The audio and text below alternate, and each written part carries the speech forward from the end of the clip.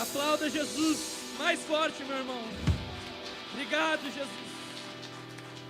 Obrigado, Jesus. Amém, Jesus. Glória a Deus. Amém. Vocês podem ir sentando. Eu quero chamar o meu pastor Hudson aqui. Como é que ele faz? Amém. Obrigado, pastor, por nos dar a honra de estar recebendo você, sua família aqui mais uma vez. Amém. Vontade que Deus te use aí nessa noite. Amém.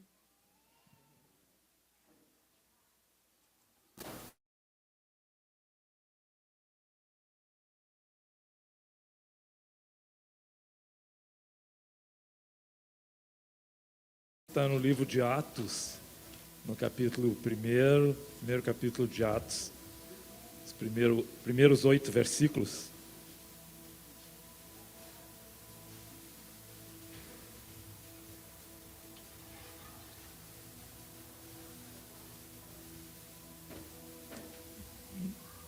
Pode ser 11, do 1 ao 11, pode ser até o 11. Vamos ler.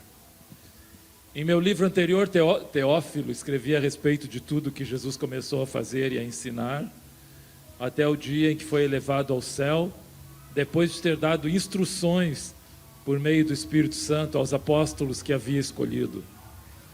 Depois do seu sofrimento, Jesus apresentou-se a eles e deu-lhes muitas provas indiscutíveis de que estava vivo. Apareceu-lhes por um período de 40 dias, falando-lhes acerca do reino de Deus. Certa ocasião, enquanto comia com eles, deu-lhes esta ordem: não saiam de Jerusalém, mas esperem pela promessa de meu Pai, da qual lhes falei. Pois João batizou com água, mas dentro de poucos dias vocês serão batizados com o Espírito Santo. Então os que estavam reunidos lhe perguntaram: Senhor, é neste tempo que vais restaurar o reino a Israel? Às vezes Jesus está falando conosco e a gente está pensando outras coisas, sabia? A gente está completamente fora do que ele está dizendo. Mas ele continua conversando, ele não para conosco. Ele lhe respondeu: não lhes compete saber os tempos ou as datas que o Pai estabeleceu pela sua própria autoridade. Mas receberão poder quando o Espírito Santo descer sobre vocês. E serão minhas testemunhas em Jerusalém, toda a Judéia, Samaria e até os confins da terra. Tendo dito isto, foi elevado às alturas enquanto eles olhavam, e uma nuvem o encobriu da vista deles. E eles ficaram com os olhos fixos no céu enquanto ele subia. De repente, surgiram diante dele 2 homens vestidos de branco, que lhes disseram: Galileus, por que vocês estão olhando para o céu? Este mesmo Jesus, que dentre vós foi elevado ao céu, voltará da mesma forma como o viram subir. Amém? Amém. Muito bem, essa aí é a história que traz um foco aí, né, no período, né, da ressurreição de Jesus e da sua ascensão, né? Esse livro aqui, quem escreveu essa parte aqui foi o Lucas. Então, se você vai lendo lá o finalzinho do livro de Lucas, os últimos capítulos, você vai vendo assim que ele vai terminando o livro de Lucas e vai continuando aqui no livro de Atos, né? Então ele tem uma correlação, os 2 livros. E lá no livro de Lucas, ele está contando, vocês lembram lá quando ele apareceu às mulheres, ele apareceu depois no caminho de Emaús, né? Os discípulos que estavam conversando nem sabiam que era ele que estava lá conversando, né? E aí depois ele estava caminhando junto, e aí ele fez que ele ia continuar andando, e aí eles convidaram, né? Entra aí, fica conosco essa noite. E ele entrou, e aí quando ele partiu o pão, eles reconheceram, ele abençoou, eles reconheceram que era Jesus. Aí eles até perguntaram: não estava ardendo o nosso coração, né, quando ele estava falando, né? Não tinha uma coisa diferente quando ele falava, sabe? Quando Jesus fala conosco, tem algo diferente, né? A gente sente algo diferente dentro da gente, né? Ou não tinha uma coisa diferente? Tinha, né? E aí, então, depois disso, a Bíblia diz que, nós entendemos pelos 2 livros, que por 40 dias ele foi conversando com os discípulos, com os apóstolos, né? Com os irmãos, com as irmãs, E o que ele ia falando eram conversas que diziam respeito ao reino de Deus. Ele foi nesses 40 dias, não é, após a sua ressurreição, até ele ir para o céu, ele foi explicando o reino de Deus para eles. Foi ensinando eles, foi enchendo o coração deles do reino de Deus. E aí depois ele fez uma viagem, uma caminhada, né? Ele saiu e foi até Betânia. Lá em Betânia foi aquele lugar onde Lázaro, Marta, Maria, Lázaro tinham a casa deles, né? Onde Jesus ressuscitou Lázaro, né? Aonde também a Maria ungiu os pés de Jesus, né? Era um lugar de intimidade, assim, era um lugar dos amigos, onde Jesus tinha uma comunhão, tinha uma casa dele, tinha uma família dele ali. E aí a Bíblia diz que ele está ali em Betânia, e se você encontra lá no finzinho do livro de Lucas, e de repente Jesus começa a abençoar eles. E à medida que Jesus vai abençoando eles, Jesus vai se elevando, e sobe, e vai para o céu. Diz que deu uma alegria neles. Quando Jesus morreu, eles ficaram muito tristes. Mas quando Jesus foi abençoando e subindo, veio uma grande alegria sobre eles. Diz que eles, e aí antes dele subir, ele disse assim: vocês voltem para Jerusalém e vocês fiquem esperando lá até que a promessa do meu Pai venha sobre vocês. E eles receberam uma grande alegria. E diz que eles voltam de Betânia para Jerusalém com alegria no coração, sabe? Porque eles receberam assim da presença de Jesus na vida deles de uma maneira que encheu eles. As palavras, a vida, a bênção, a manifestação, a presença de Jesus encheu a vida deles. Legal, né? Jesus te dá uma alegria para a gente quando tu fala conosco, quando vem a tua presença. E ele aproveitou esse tempo. Jesus aproveitou esse tempo de 40 dias para tratar o reino, sabe? Para encher o coração daqueles homens, sabe? Com as coisas de Deus. A gente ouve muitas vozes. Olha o mundo que é, sabe? Você sai daqui hoje, né? Amanhã vai trabalhar, entra em contato com amigos, tal. Você ouve muita notícia. Você é bombardeado com muita informação, né? Muitas preocupações, muitas coisas, sabe? E isso é o mundo, essa é uma realidade que o mundo vive, né? Mas quando você vem e que você entra nessa comunhão com Jesus, ele também ele tem o cuidado de deixar o teu coração cheio daquilo que pode te dar vida. O salmista diz que o meu coração, Salmo 45 diz assim, ó, a expressão do salmista é assim, ó, o meu coração ferve. Ele transborda de palavras boas, sabe por quê? Porque Jesus vai enchendo o coração da gente com palavras boas. Ele vai enchendo a nossa mente, ele vai enchendo o nosso sentimento. Então, tudo essas informações que vão bombardeando, muitas vozes que vão vindo, e que vêm para competir, que vem para roubar a nossa atenção, quando vem tudo isso na nossa mente, o nosso coração vai transbordando aquilo que é de Deus, vai transbordando aquilo de Deus, vai selecionando o que é, e vai liberando, e vai desfazendo, e vai desconsiderando, descartando aquilo que não é. Eles ficaram cheios assim da presença de Deus.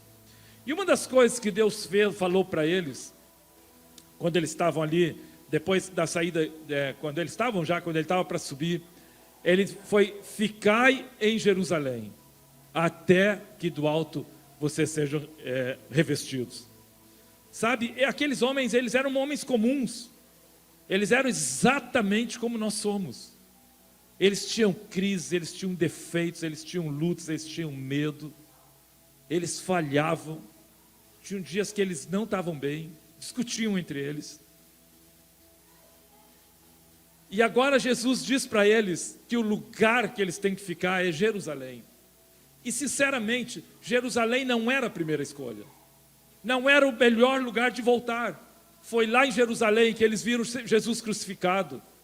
Foi lá em Jerusalém que eles viram toda uma perseguição contra a igreja começar, contra os cristãos começarem. Sabe, foi lá em Jerusalém que Pedro estava sentado numa roda e eles começaram a perguntar sobre Jesus. Ele disse: nem conheço eles. 40 dias antes, Pedro estava dizendo: nem sei quem ele é. E agora Jesus disse: volta para lá. Sabe, foi lá em Jerusalém que quando Jesus foi crucificado e que eles ficaram sozinhos, eles se trancaram. Jesus um dia entrou, eles estavam trancados, as portas, tudo trancado. Jesus entrou, foi para o meio deles. Eles estavam trancados com medo. sem saber o que fazer. E agora Jesus escolhe exatamente este lugar para eles ficarem. Sabe, eu quero te dizer, as escolhas de Jesus para a nossa vida não são sem um motivo. Não é sem razão que Deus escolhe lugares para a tua vida.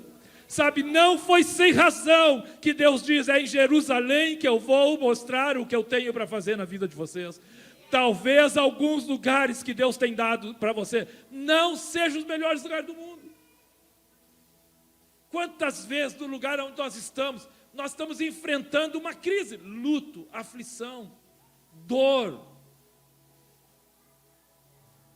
Alguém aqui já foi para um lugar que não gostaria de ir, morou em algum lugar que não gostaria de morar, não seria a sua escolha? Levante bem alto sua mão, não seria a sua escolha. Já foi trabalhar num lugar que você não escolheria para trabalhar? Quem já trabalhou num lugar que você não... Quem já estudou numa escola que você não escolheria estudar de novo, porque você sofreu naquele lugar? Levante sua mão, essa coisa de escola, sofrimento. É verdade ou não é verdade? Você sofreu naquela escola, é verdade? Fica em pé aí, fica em pé. Fica em pé, não. Eu também sofri na minha escola. Você sofreu naquela escola, mas Deus tinha um propósito com a tua vida. Ele sabe o que fazer contigo no meio dessa história. Deus está dizendo, eu sei o que fazer com a tua história. Senta aí, querido, porque Deus veio falar contigo aqui nesta noite. As escolhas, pode sentar, as escolhas de Deus não são sem razão. Há uma razão para Deus escolher Jerusalém. Podia ter escolhido Betânia, um lugar fácil, um lugar de comunhão. Podia ter escolhido Nazaré, qualquer outro lugar. E Ele escolhe exatamente o lugar da dor, o lugar do luto, o lugar da aflição, o lugar das lembranças. Imagina Pedro, se ele tivesse com a sua mente contaminada pelo seu passado, ele ia voltar lá e dizer, não, Jerusalém não, qualquer outro lugar. Eu neguei, quando ele entrasse, ele só ia lembrar, e a mente dele acusando, tu negou Jesus, olha o que tu fez, com que cara que tu vai entrar aqui agora? Mas Jesus não manda ninguém despreparado para algum lugar.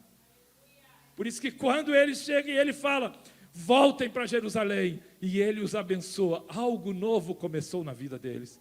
E eu quero te dizer, Deus começou algo novo na tua vida. O lugar aonde Deus tem te colocado, pode estar difícil esse lugar, pode estar passando por uma crise.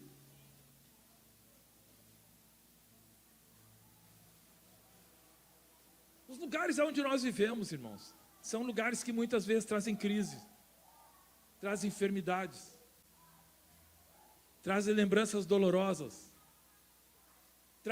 trazem incapacidades, sabe, trazem situações constrangedoras, trazem falhas nossas, trazem situações em que o que era para nós termos falado, nós não falamos, e o que não era para a gente ter falado, foi o que a gente falou, e agora faz o que com isso? Deus não tem medo desses lugares, sabe por quê? Porque Ele é maior do que a luta que tu passou, Ele é maior que o erro que tu cometeu, Ele é maior que a queda que tu teve, Ele é maior que o vício que te roubou, Ele é maior que o diagnóstico de hiperatividade, transtorno de déficit de atenção. Não sei o que te disseram, há um Deus que é maior que tudo isso, e Ele diz, pode voltar àquele lugar, porque quando tu volta lá, tu não volta na condição que tu saiu, tu volta na condição que eu vou te levar. E esta noite Deus diz, tu não vai voltar ao lugar que eu estou te mandando, na condição que tu saiu de lá, tu vai viver a vida na condição que eu vou estabelecer para a tua vida. Volta para Jerusalém, Deus está dizendo. Havia uma ordem. Havia uma ordem. Alguém falou aqui obedecer. Havia uma ordem simples assim. Ou você obedece ou você não obedece. Ou você diz, está tudo certo, Jesus está falando, Jerusalém, é lá que eu vou. Ou diz assim, não, Jerusalém não. Tudo menos isso.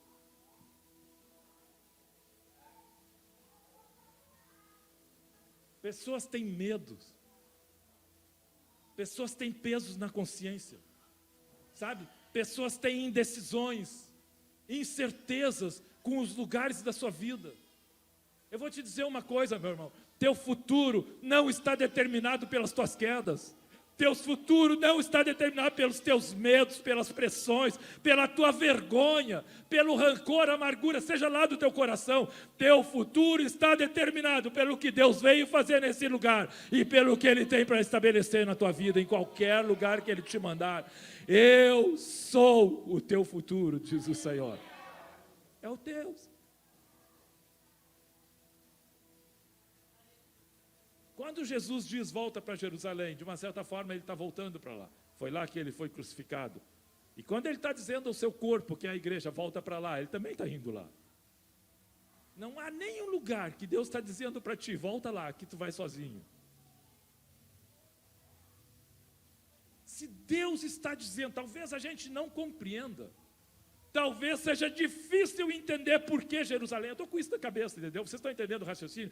Talvez seja para nós difícil de dizer por que esse lugar, Senhor.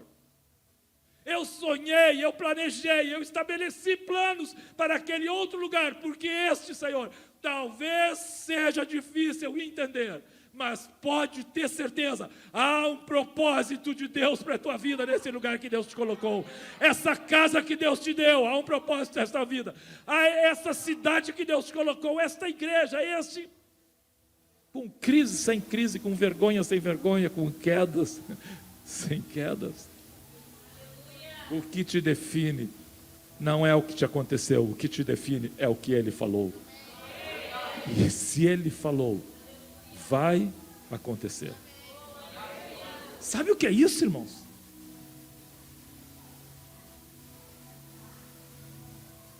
Você não precisar fazer. Bom, você começar a ser curado pela palavra de Deus.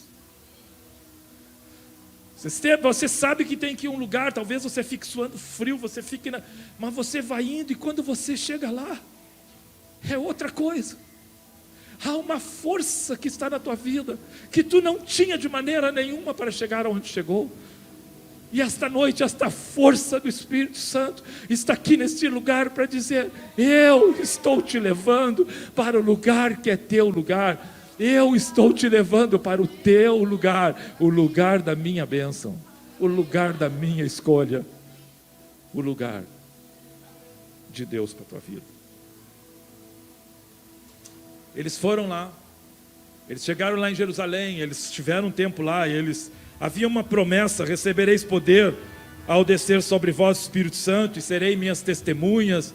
Essa questão de ser testemunha traz a ideia de que vocês vão ter uma força para que a vida que vocês carregam, a minha vida, Jesus, né? A vida de Jesus, o poder do Espírito Santo que está sendo levado dentro de vocês, vale mais do que qualquer outra coisa. Mesmo que tenha que perder a vida, ainda vale a pena levar Jesus, testificar do seu amor, viver a sua vida, obedecer a sua palavra, mesmo que isso custe sua vida. Então eu vou enviar vocês, fala Jesus. E eles vão lá, eles procuram um lugar, eles estão lá em oração, aqueles homens diferentes, sabe, irmãos, porque nós somos diferentes aqui. Talvez, se a gente morasse todo mundo junto numa mesma casa, a gente ia se estranhar com alguns, ou não é? A gente ia dizer, assim também não dá, né? Mas hoje nós estávamos no carro, né? Aí uma das minhas filhas disse assim, estou com frio, bota mais quente o ar aí. Aí a outra disse, para um pouquinho, estou com calor, assim também não dá, tem que pensar nas duas, tá vendo? Até para botar o ar-condicionado.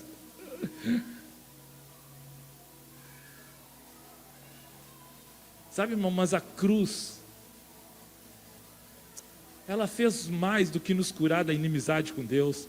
Ela nos curou das nossas inimizades no corpo. Ela fez com que eu e tu pudéssemos andar juntos no mesmo propósito. Ela nos uniu num só coração. A cruz consegue unir pessoas diferentes num só coração. Sabe, se tu está aí com a tua família, pega a mão dessa pessoa, dá um abraço e ora com ele e diz, a cruz me une a ti, ora aí com essa pessoa. Sabe, se tu está com um amigo aí, sabe, abençoa a vida dele. Diz assim, há um poder na cruz, abençoa aí essa pessoa. Sabe, há um poder que da cruz que, sabe, irmãos, a cruz ela rompe com a inimizade, ela rompe com o poder que existe, com as diferenças, com o poder de separar que as nossas diferenças têm. Eles vão para a casa de oração. A Bíblia diz que eles todos perseveram lá unânimes em oração, as mulheres, a Maria, mãe de Jesus, os irmãos dele, tudo está lá dentro de uma casa lá orando, lá em Jerusalém, onde Deus mandou. E aí quando passou um tempo, não é quando se cumpriu lá uma festa que estava acontecendo, que era a festa do Pentecostes, aí um dia, diz que de repente eles reunidos naquele lugar, e de repente vocês conhecem aquela história, veio aquele som, né, como de um vento muito forte, e eles começaram a olhar aquele lugar, eles receberam aquele som, e aquele som era um som do céu que entrou naquele lugar, e aquele som do céu trouxe junto umas línguas que foram derramadas, e sobre a vida de cada um tinha línguas como de fogo, e eles começaram a falar em outras línguas. A Bíblia diz que todos ficaram cheios do Espírito Santo, e passaram a falar em outras línguas, segundo o Espírito lhes concedia que falasse, sabe? O Espírito Santo foi dando línguas para eles, sabe? Esse poder do Espírito Santo, de dar a nós esta comunicação, não é que o Espírito tem para a vida da igreja. E eles receberam essas línguas. E quando eles estavam ali, nesse dia, nesse período, tinha muitos homens de muitos lugares, e isso agora está ali no capítulo 2 e no verso 5, se der para colocar aí. Não, 2,6. Põe aí para mim, 2,6. Ouvindo-se este som, ajuntou-se uma multidão que ficou perplexa, pois cada um os ouvia falar em sua própria língua. Põe lá o 11, põe o 11.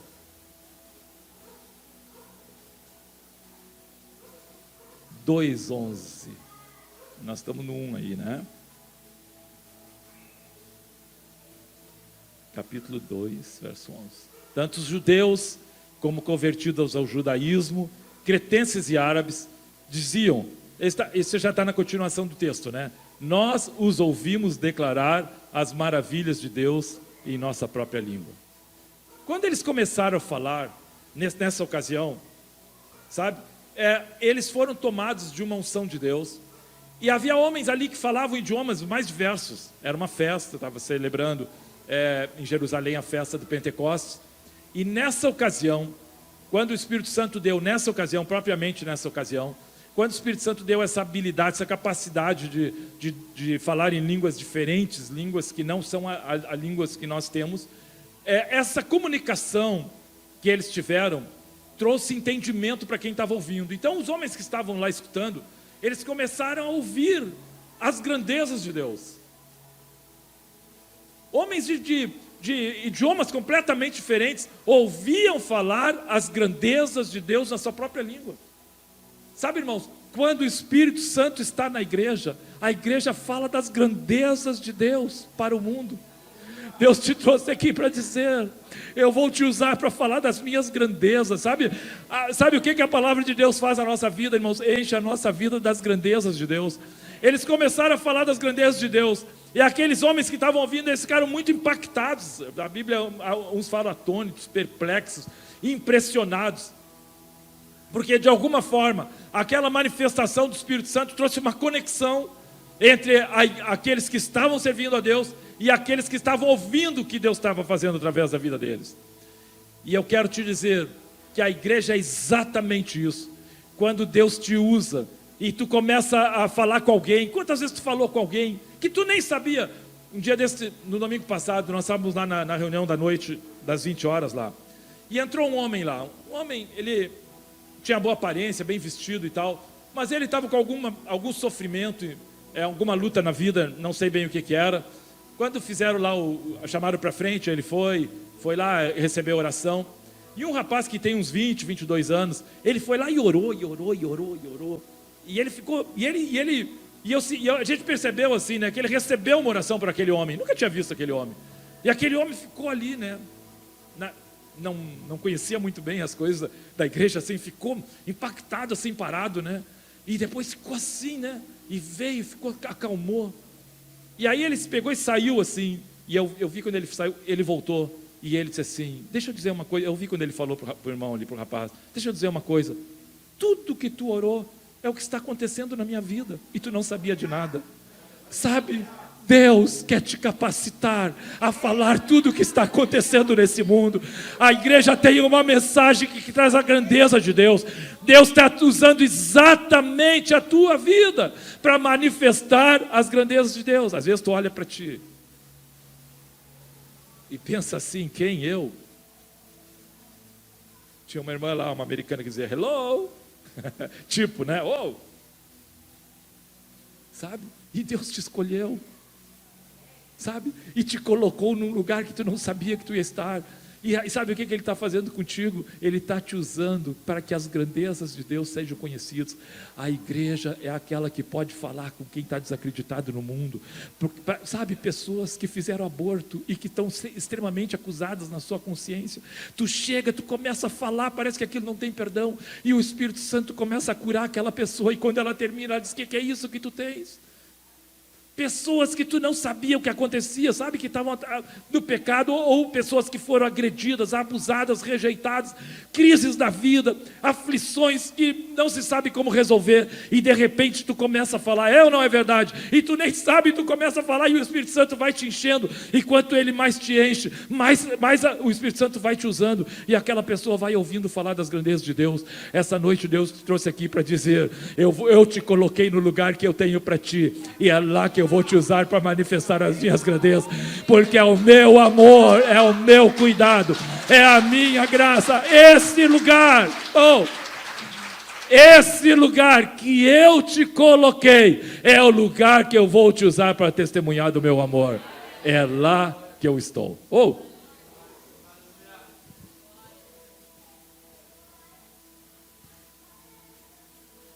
Não é que a gente tem que ficar aí errando, sei lá, dando lugar para nós mesmos.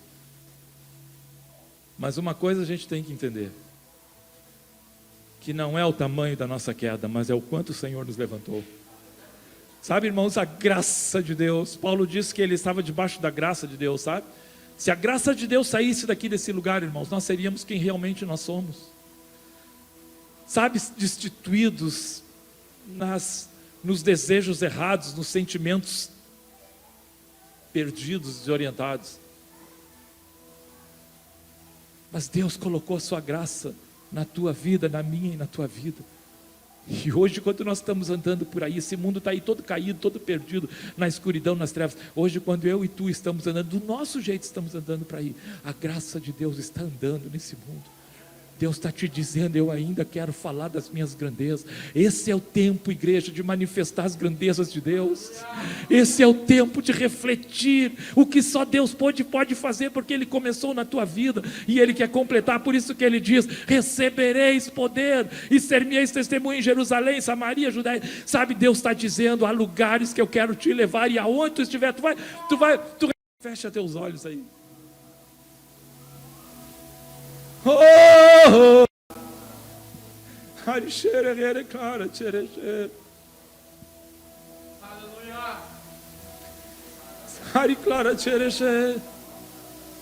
Homens ricos começaram a vender o que tinham, e tudo era para o reino. Sabe, essa noite vende o que tu tens. Talvez alguma coisa prenda teu coração, vende.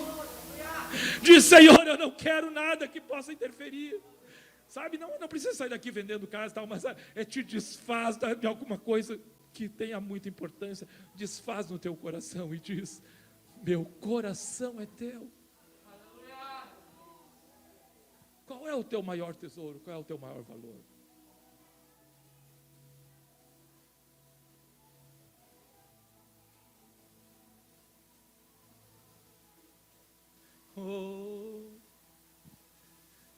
Eu te escolhi para levar as minhas grandezas. Sabe o que é carregar as grandezas de Deus, igreja? As grandezas de Deus estão aqui. As grandezas de Deus estão na minha e na tua vida. Deus está dizendo, quando tu abrir a boca, tu vai falar com pessoas. Sabe, irmãos, às vezes a gente pega uma pessoa que tem um diagnóstico, tem um passado, sabe, envolvido em crime.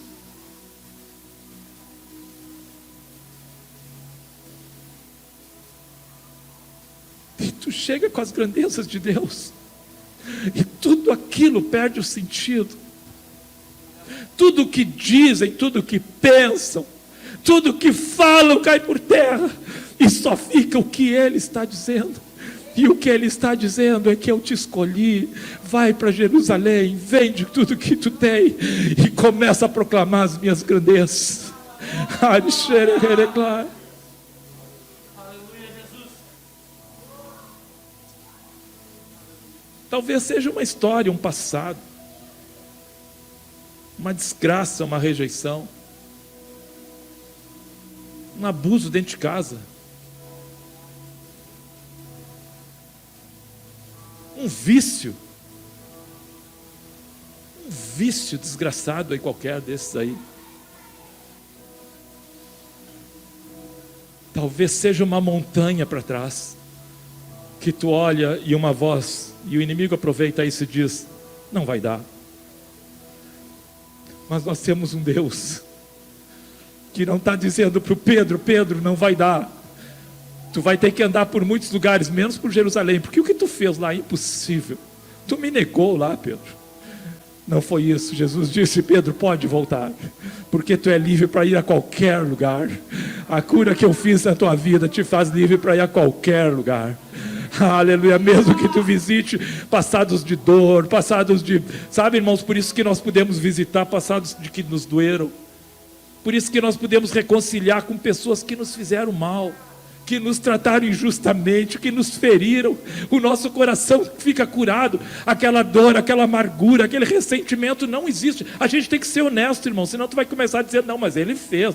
Tu vai querer trazer um tipo de amargura que já não tem, irmão. Jesus já curou, o teu coração está limpo, já cicatrizou completamente o teu passado.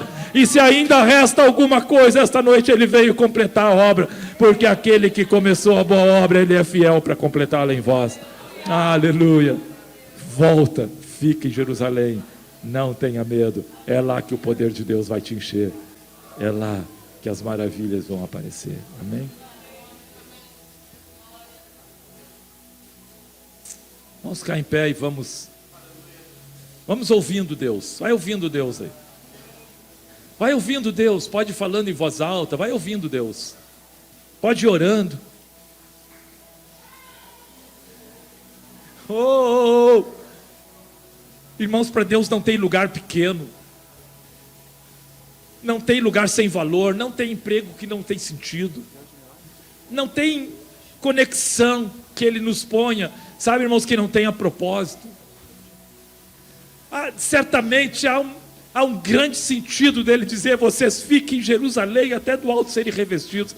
Certamente há um grande sentido em Deus dizer para nós: fiquem na minha presença e sejam revestidos.